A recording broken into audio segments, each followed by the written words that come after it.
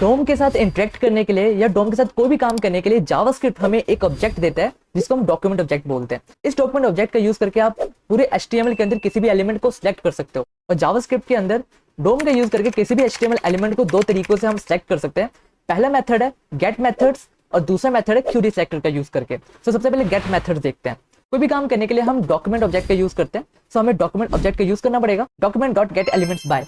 तो ये वर्ड आपको याद रखना है, that document dot get elements by. अगर आप आईडी के थ्रू उसको एक्सेस करते हैं तो आपको कुछ इस तरीके का ऑब्जेक्ट मिलता है। अगर आप क्लास नेम की तरह यूज करते हैं तो आपको कुछ इस तरीके से आउटपुट मिलती है। और अगर आप टैग नेम के साथ एक्सेस करते हैं तो आपको कुछ इस तरीके की आउटपुट देखने को मिलती है। अब आ जाते हैं क्यूरी सिलेक्टर पे। तो क्यूरी सिलेक्टर में दो चीजें आती है, एक आता है क्यूरी सिलेक्टर और एक आता है क्यूरी सिलेक्टर ऑल। अब इन दोनों में डिफरेंस क्या है? गेट एलिमेंट्स में क्या होता था, हमें मेंशन करना पड़ता था कि ये आईडी है, ये क्लास नेम है और टैग नेम है। आईडी के अंदर आप क्लास नेम नहीं लिख सकते, टैग नेम के अंदर आप आईडी नहीं लिख सकते। लेकिन क्यूरी सिलेक्टर के अंदर आपको कुछ भी लिखने की जरूरत नहीं है, अलग अलग लिखने की जरूरत नहीं है। आपको गेट एलिमेंट बाय आईडी या क्लास नेम या टैग नेम लिखने की जरूरत नहीं है। आप डायरेक्टली जो भी एक्सेस करना चाहते हो, चाहे आप क्लास नेम से एक्सेस करना चाहते हो, चाहे आप टैग नेम से एक्सेस करना चाहते हो, चाहे आप आईडी के साथ एक्सेस करना चाहते हो, आप डायरेक्टली उसमें लिख सकते हो। एंड जो क्यूरी सिलेक्टर ऑल है वो क्या करता है, देखो क्यूरी सिलेक्टर सिर्फ एक ही एलिमेंट, जो पहला एलिमेंट उसको मिलेगा वो सिर्फ उसको रिटर्न करता है और आपको आउटपुट में दे देता है। लेकिन जो क्यूरी सिलेक्टर ऑल है, जैसे कि इसका नाम बता रहा है कि जितने भी एलिमेंट्स होंगे उनका एक नॉट लिस्ट आपको बना देता है और आउटपुट में प्रोवाइड कर देता है। इसे कोड के थ्रू भी चेक कर लेते हैं। तो यहाँ पे मैंने क्या किया है कि हेडिंग के अंदर कोई भी आईडी और क्लास नहीं दी हुई है, बट हमारे जो पहला पैराग्राफ है उसके अंदर आईडी दे रखी है और दूसरे पैराग्राफ के अंदर क्लास दे रखा है। तो हम इनके थ्रू, पहला एलिमेंट है, दूसरे में आईडी और तीसरे में क्लास है, इनके थ्रू हम इसको एक्सेस करने की कोशिश करेंगे। तो यहाँ पे मैंने एक स्क्रिप्ट फाइल बनाई है dom.js। तो यहाँ पे आप देख सकते हैं कि हमने सिर्फ अभी गेट एलिमेंट्स बाय मेथड्स का यूज किया हुआ है।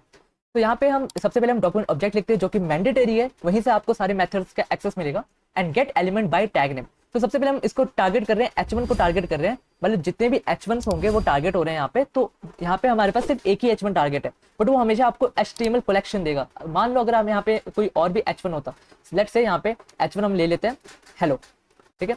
इसको जैसे मैं सेव करता हूँ आप देख सकते हैं यहाँ पे HTML कलेक्शन के अंदर दो H1 आ चुके हैं और दोनों H1 के अपने अपने टेक्स्ट नोट्स होंगे, ठीक है। अभी आप इतने डीप मत जाओ इसके अंदर, मैं आपको यहाँ पे टेक्स्ट नोट्स दिखा देता हूँ। कहीं यही आसपास ही होगा नोट इसका। यस, आप देख सकते हैं यहाँ पे जैसे, यस, इनर टेक्स्ट क्या है, हेडिंग है। और दूसरे के अंदर देख लेते हैं हमारे पास क्या है। दूसरे H1 के अंदर हमारे पास क्या है, टेक्स्ट नोट्स, उसके अंदर है लेट्स से इनर टेक्स्ट है हेलो, ठीक है, देख सकते हैं। और तो यहाँ पे अगर दो H1 हुए तो यहाँ पे HTML कलेक्शन में आपको वो सारे H1 यहाँ पे शो होंगे। नेक्स्ट है हमारे पास document dot get element by ID. So इसमें देखो जिसके पास ये आईडी होगी, पैरा1 आईडी होगी, वो उसको एक्सेस करने की कोशिश करेगा। तो हमारे पास आप देख सकते हैं आईडी हमारे पास इस पहले पैराग्राफ के अंदर है और आईडी हमेशा यूनिक होती है, तो सिर्फ एक ही एलिमेंट के पास होता है, तो हमेशा वो एक ही एलिमेंट यहाँ पे रिटर्न करेगा। आप देख सकते हैं यहाँ पे एलिमेंट वो रिटर्न हो चुका है, पैरा1, देख सकते हैं। और नेक्स्ट है हमारे पास document dot get element by class name.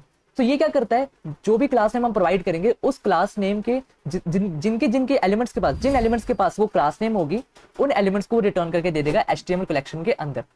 अभी आप देख सकते हैं सिर्फ एक ही HTML के पास यहाँ पे पैरा2 नाम का क्लास है। अगर मैं इसको भी क्लास नेम दे देता हूँ, लेट्स से यहाँ पे मैंने क्लास नेम दे दिया पैरा2, तो अब देखना क्या होगा, यहाँ पे ये दोनों को यहाँ पे एक्सेस करने की कोशिश करेगा। देख सकते हैं HTML कलेक्शन के अंदर दो चीजें आ चुकी हैं, एक पहला पैराग्राफ है और एक दूसरा पैराग्राफ है। देख सकते हैं पहला पैराग्राफ है, एक दूसरा पैराग्राफ है, ऑलराइट। तो इस तरीके से ये एक्सेस करता है। तो यहाँ पे मैं इसको पहले हटा देता हूँ, लेट्स से क्लासेस को हटा देते हैं, ऑलराइट। तो ये थे हमारे गेट एलिमेंट्स मेथड, जिनको हम यूज करके बाय टैग, बाय आईडी और बाय क्लास नेम एक्सेस कर सकते हैं हमारे एलिमेंट्स को। नेक्स्ट आता है क्यूरी सिलेक्टर मेथड्स। इसमें दो मेथड्स होते हैं, क्यूरी सिलेक्टर और क्यूरी सिलेक्टर और। अगर आप देखो ध्यान से, सो जो क्यूरी सिलेक्टर करता है वो सिर्फ एक ही एलिमेंट को टारगेट करता है, जो भी इसको पहला एलिमेंट मिलेगा। तो मैंने यहाँ पे टारगेट करने की कोशिश की है P एलिमेंट। हमारे पास अगर आप देखें HTML के अंदर हमारे पास दो P एलिमेंट्स हैं, तो देखते हैं वो किसको टारगेट करने की कोशिश करता है, ठीक है। सो यहाँ पे मैं जैसे इसको सेव करता हूँ, मैं इसको अभी के लिए कमेंट कर देता हूँ, तो देखते हैं इसको किसको एक्सेस करता है। तो आप देख सकते हैं यहाँ पे इसने पैरा1 को एक्सेस किया। क्यों? क्योंकि ये क्या करता है, जो हमारा जावास्क्रिप्ट है वो सीक्वेंशियली जाता है, सीक्वेंशियली यहाँ पे ट्रावर्स करता है, सीक्वेंशियली यहाँ पे लाइन बाय लाइन कोड को एग्जीक्यूट करता है। तो जब भी जावास्क्रिप्ट ने देखा कि मुझे P एलिमेंट को फाइंड आउट करना है यूजिंग क्यूरी सिलेक्टर, जो कि सिर्फ एक ही एलिमेंट हमें देता है, तो वो क्या करता है, वो जाता है वो पहले एलिमेंट पे, जो भी उसको पहला एलिमेंट मिल जाएगा वो उसको रिटर्न करके दे देगा आपको आउटपुट में। अब नेक्स्ट देखते हैं कि हमारा क्यूरी सिलेक्टर ऑल क्या करता है। ये क्या करेगा, जितने भी इसको पी एलिमेंट मिलेंगे उसको एक नोड लिस्ट में आपको यहाँ पे रिटर्न कर देगा। देख सकते हैं यहाँ पे नोड लिस्ट में इसने हमें रिटर्न कर दिया पैराग्राफ 1 भी और पैराग्राफ 2 भी। जितने भी पैराग्राफ एलिमेंट्स और भी आएंगे वो सारे इसको नोड लिस्ट में रिटर्न कर देगा। अभी आप इस बात को समझ नहीं पा रहे होगे कि HTML कलेक्शन क्या है और नोड लिस्ट क्या है और दोनों में क्या फर्क है, तो हम थोड़ी देर में उसको भी समझेंगे। लेकिन अभी मेन समझने की जरूरत ये है कि हम एलिमेंट्स को कैसे एक्सेस कर सकते हैं यूजिंग गेट एलिमेंट मेथड्स और क्यूरी सेलेक्टर मेथड्स। तो जनरली आजकल क्यूरी सेलेक्टर मेथड्स का यूज ज्यादा होता है। अब गेट एलिमेंट का आईडी और क्यूरी सिलेक्टर से रिलेटेड एक फन चैलेंज हो जाए, तो आपके पास एक क्वेश्चन है, let's say you have the following HTML and आपको बताना है कि which of the following will not correctly select the div element. So ये रहे आपके options and drop your right answers in the comment section. If you really like this video, don't forget to like, share and subscribe and I will catch you in the next one.